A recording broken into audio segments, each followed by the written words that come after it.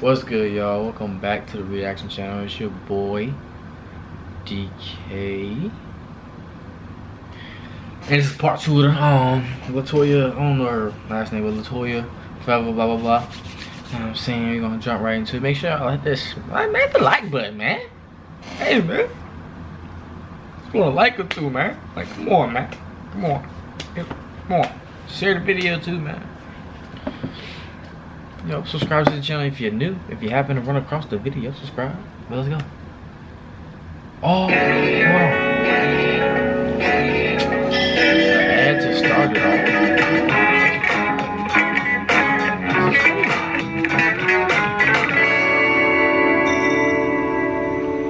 Caused you to say, I'm packing my stuff and I'm moving out today? We're gonna be on the road tonight. Maybe upload. The pandemic has really opened my eyes to my relationship and what I've endured all of these years, and also living in Atlanta and not having family by my side and only having him to depend on has really opened my eyes to him not really being there for me, you know? I believe that he was just here for obviously our children and because, you know, financial gain. And the breaking point for me is when I, you know, brought up wanting to get a divorce again. Experience the 000 sale at Bannister Nissan. Oh, okay. $0. Obviously, he tried to use his tactics. You know, we've built a whole life together. We have 3 beautiful children. You know, don't do this to the family. You're gonna hurt the children. But I feel like as a woman and as a mother, my happiness comes first, you know? Because if I'm not happy, my whole life will crumble. And that is exactly what was happening to me. You know, I was going through depression, you know, low self-esteem. I remember some days I couldn't even get out of bed because I was just so depressed, you know? I couldn't even be a good mom to my kids. Like, I had to let Adam take the lead in that department because I would always, you know, get so frustrated and irritated. And I was also going through postpartum depression with Aya, and I still have it. Up to this day, I'm still struggling with it. Why did you and your family move to Atlanta? So we were living in Canada, and I feel like our business kind of plateaued. Like, we weren't growing.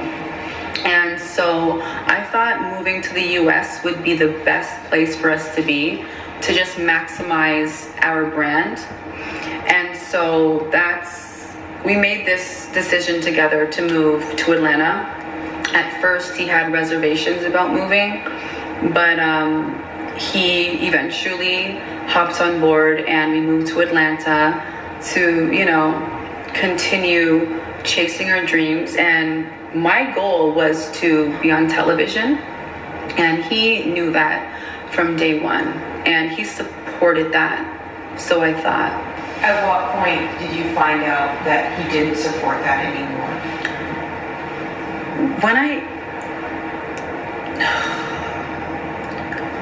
Since I stepped out of the marriage, you know, after I moved to Atlanta, that was more of a downward spiral in our marriage.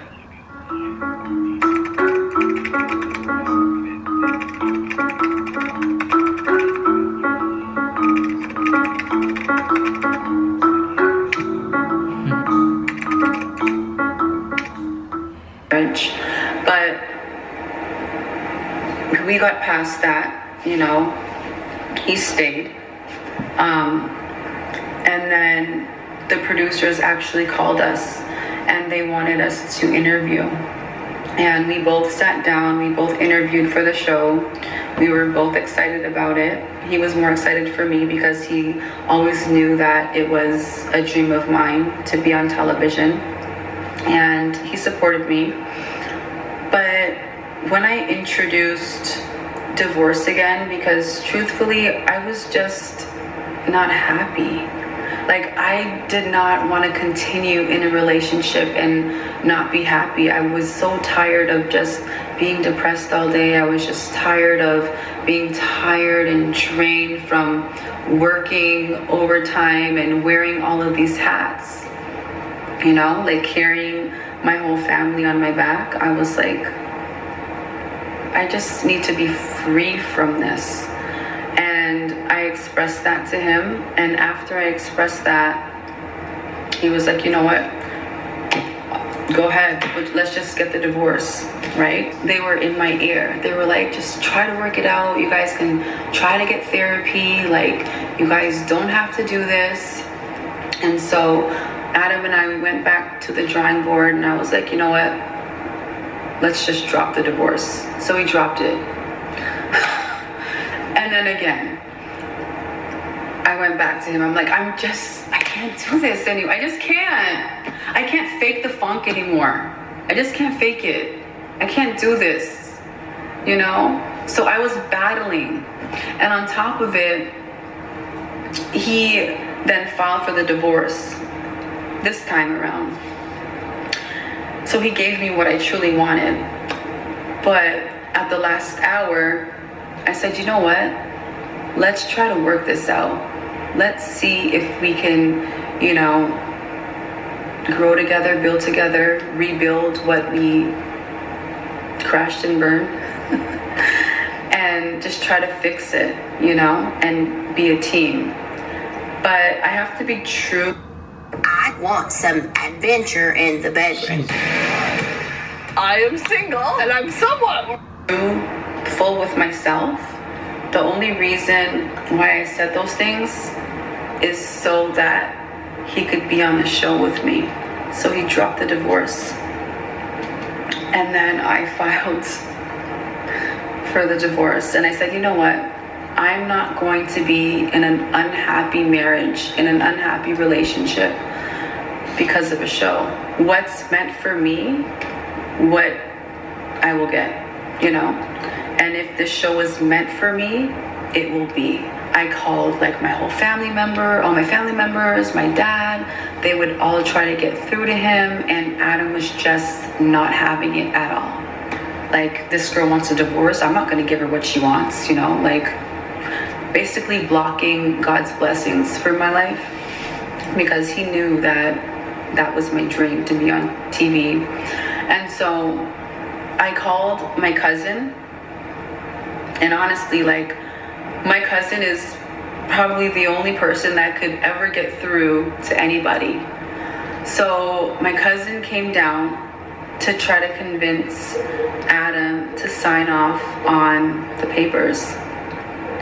And Adam gave me an ultimatum. He said, you're gonna give me full custody of the children, well, full custody of Zayn and Samia for 1 year, and you're gonna have to pay me. There's no way that I would ever give you full custody of my children for a freaking television show at all. So that went through the roof.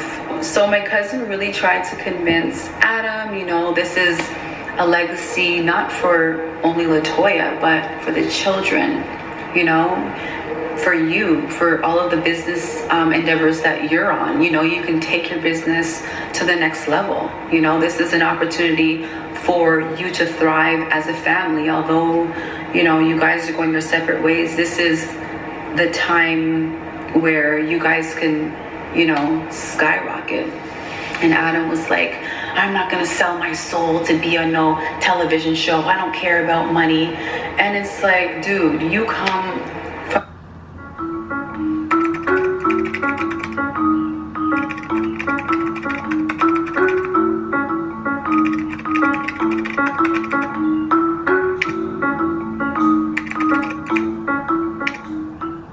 from the slums, like all of us. What do you mean you don't care about legacy building? What are you talking about? You don't care about making money?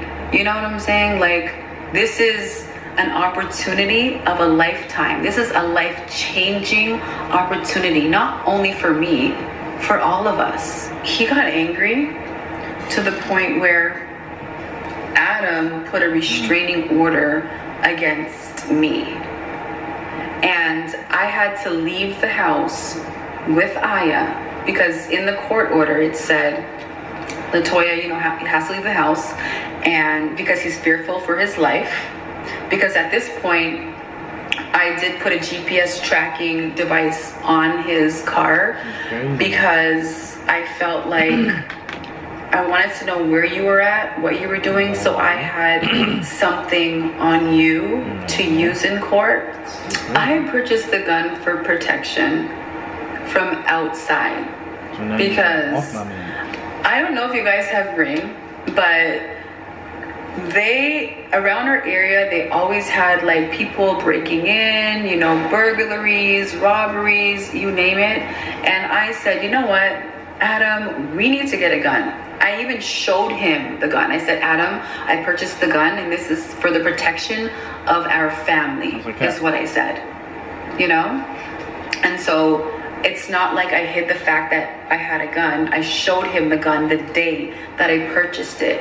And he was like, the next day he was like, I'm calling the police. I'm like, okay, why? He was like, because you bought a gun illegally. I'm like, no, I went to the store and I had to go through all this documentation. It took weeks for me to actually go and pick up the gun because I'm a permanent resident of the United States of America. So it took some time for them to, you know, run my history, my background checks, see if I have a criminal record. I'm 100% clean. And when they went through that process, I was able to pick up the gun that I purchased. And I told him that. And so he thought that you needed a gun license. You need a gun license to actually physically carry your gun outside.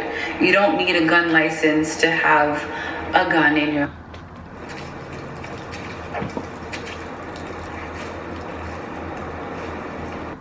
home. And so I explained that to him and he said, okay. He knew where the gun was and everything. It's not like I tried to hide this gun from him. I said, listen, we've been in America for all these years and you still haven't purchased a gun to protect our family. So if we get broken into and, you know, our home gets broken into and we have no protection at all. But Adam put in the court order how I hired a hitman. I put a GPS device on his car. You know, I bought a gun. I had to leave the house with Aya because Aya wasn't in the court order because he couldn't handle Aya at the time. So you're telling me that your life is in danger, your kids' lives are in danger, Zayn and Samia, but Aya's life is in danger. Clearly, I'm not a threat. But he had to drop that restraining order because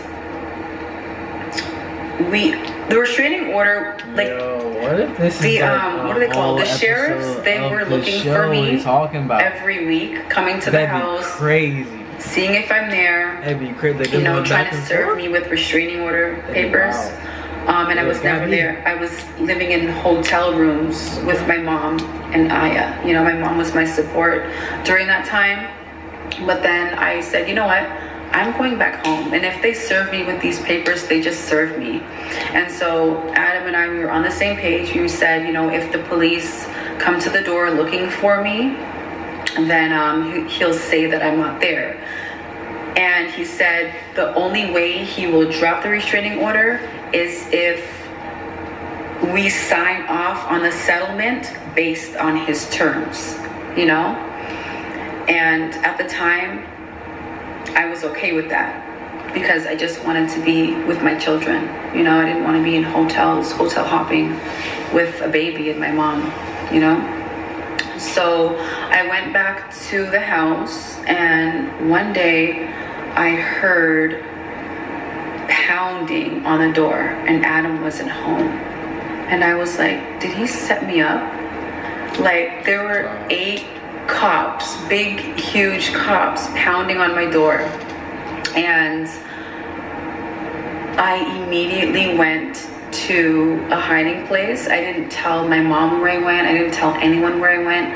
I just went into that place and I just stood there. And I thought that, you know, Adam stood me up. I even saw the light in the room where they were trying to find me, and I'm like, oh my God, like I'm totally going to jail. Oh my God, like I'm so fearful. I don't know what's gonna happen.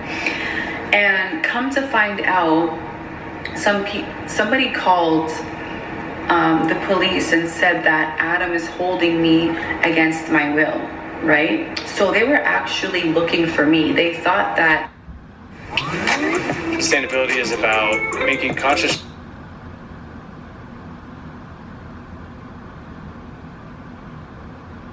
choices in what we do, what we consume. I was dead. They thought that I was harmed because my car was there, my purse was there, but I wasn't there. And so the next day, that's when Adam decided to drop the restraining order because, dude, your life is not in danger. Like, I don't scare you. You made up this whole lie. And he dropped the restraining order. Do you think that he was calling the police to try and tarnish your character? Or do you think he was calling the police because he was scared of you? I think that he called the police to build a case against me in this whole divorce process. But I can also put myself in his shoes and say, you know, this girl bought a gun. She put a GPS device on my car, and, you know, her cousin is here trying to convince me to sign off on paper. So I can totally understand his point of view. What was the breaking point for you in saying, this is the day I have to pack my bags and leave? The relationship, first of all, we were going through a divorce in the same household, you know, and it was extremely awkward and uncomfortable for myself, for my mother, for my sister, for my children to see Adam and I at odds every single day. There was something, it was just way too toxic for us to be in the same environment. We would always argue, and he would always pick arguments with me. He would always pick at me first, and he would always do these things in front of the children, you know, which hurt me the most because I never want the children to see their parents at odds all the time, you know, arguing and fussing all the time. That's not how I want my children to be raised. I don't want them to be raised in an environment where their parents are always bickering every single day. So I had to remove myself from the situation because we were going through a divorce under the same household, and he wasn't going to leave. So I had to step up and purchase a place and leave, and now I'm at peace. How did you feel having to remove your children from their home as a result of this situation?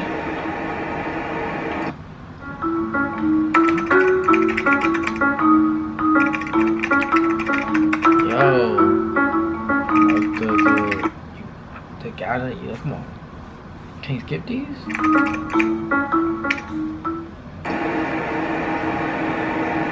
I feel like it was difficult because that home is our marital home. It's the family home. It's the home where the children, you know, are growing up in. And I feel like Adam should have been the one to leave. You know, I'm the mother of the children. It would have been easier for him to leave, but since Adam has so much pride, and at the end of the day, I wanted the divorce, he thought that I should be the person to leave. And so I left. The children now are so much more comfortable. At first it was rocky because I left before this house was even built.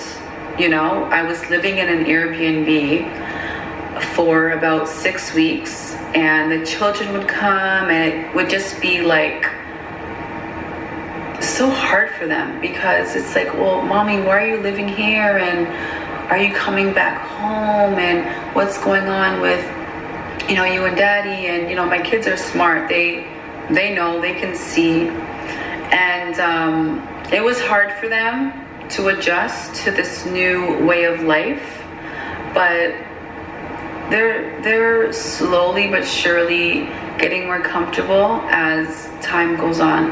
In what ways do you feel controlled now? I feel like he presented a settlement agreement that I did not accept. And because I did not accept that, he threatened to go after my businesses. You know, if you don't do this, well, I'm gonna basically take you for everything that you have, you know? He also tries to control. So here we are. We're going to go to some fan questions. They are all how I parent my children. I'm a great mom. I know that. Everybody knows that. My supporters know that. My family know that. I'm a phenomenal mother. And he tries to control what I do in my household. Like the other day, he said, the kids need to be in bed at 9 o'clock. You know, Zane's eyes are flickering. You bought him this PS5 and you need to limit that time. And it's like, we live in two separate households. How I run my household is great. And how you run your household is how you run your household, you know? He knows I'm a good parent. He knows the kids are in bed by a reasonable time. On the weekend, they stay up later because it's the weekend. We're watching movies, we're having fun, we bond, we play games, you know? And I just feel like, stop trying to control what I'm doing in my household. Another part of it is, you know, I'm talking to this new guy. Adam actually messaged me a few weeks ago, and he basically said to keep that gay guy, that Bati boy, away from his children. You don't control what I do in my household and how I live my life and who I'm friends with and who I'm not friends with. I don't try to control what you do in your household. The other day, I went over there to pick up my children, and you have a bunch of people at your household. I said not one thing, you know? So it's like, focus on what you have going on under your own roof, okay? I'm a good person. I would never bring anybody that would ever hurt me or my children. I only bring people around me who I trust, who are honest, who have pure hearts, and who genuinely care about me and my children. So he would never have to worry about the people I bring around, ever. I just feel like, again, it's a control thing, trying to control me. And a lot of fans say, oh, LATOYA, you're moving too fast into this relationship. But people need to understand that I have been checked out of this marriage. On bite. Steve, like, there has been no chemistry, no connection at all, you know? So I don't think that I'm moving too fast at all. I just feel like I'm moving at the right pace. How do you feel about the fact that he called your bestie gay?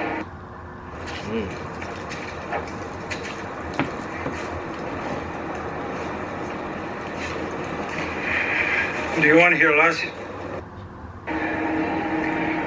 I feel like Adam doesn't know him through a hole in the wall. You don't know what he has going on in his personal life. And I was quite upset about that, because you're being judgmental on a person that you don't even know. This guy that I'm currently seeing, he has a lot of gay friends, okay?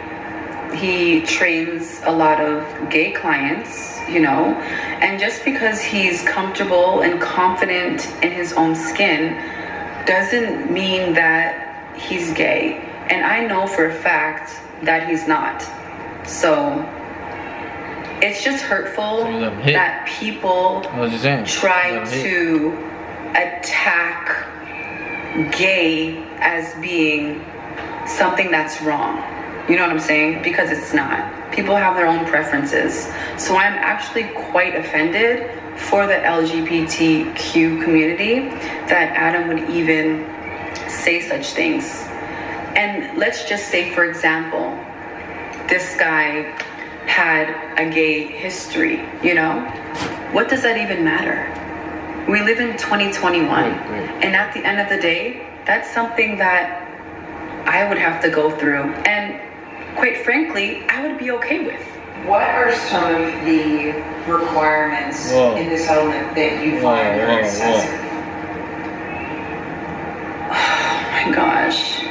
So, because I didn't agree to a few of the terms in the settlement, he again threatened to go after my businesses if I didn't sign off on the proposal that he presented to my attorney. You know, everything I've built, you know, everything I've worked hard for. But I feel like Adam was my manager and I paid him as my manager, you know? Every single deal, every single campaign that we've ever worked together, he has been paid for, and we were a team. So to say that you would go after my current business, like, that has absolutely nothing to do with you at all. You have your own thing going on. You're not struggling. Every other post he posts on Instagram is a brand deal. You know, he also manages our daughter Samia, you know. And so for him to threaten to go after my current business is quite odd to me, because he did not put in any legwork to help me get these campaigns at all. I have a new management team. And so I was kind of fearful. Sustainability is about making conscious choices in what we do, what we consume, what we purchase.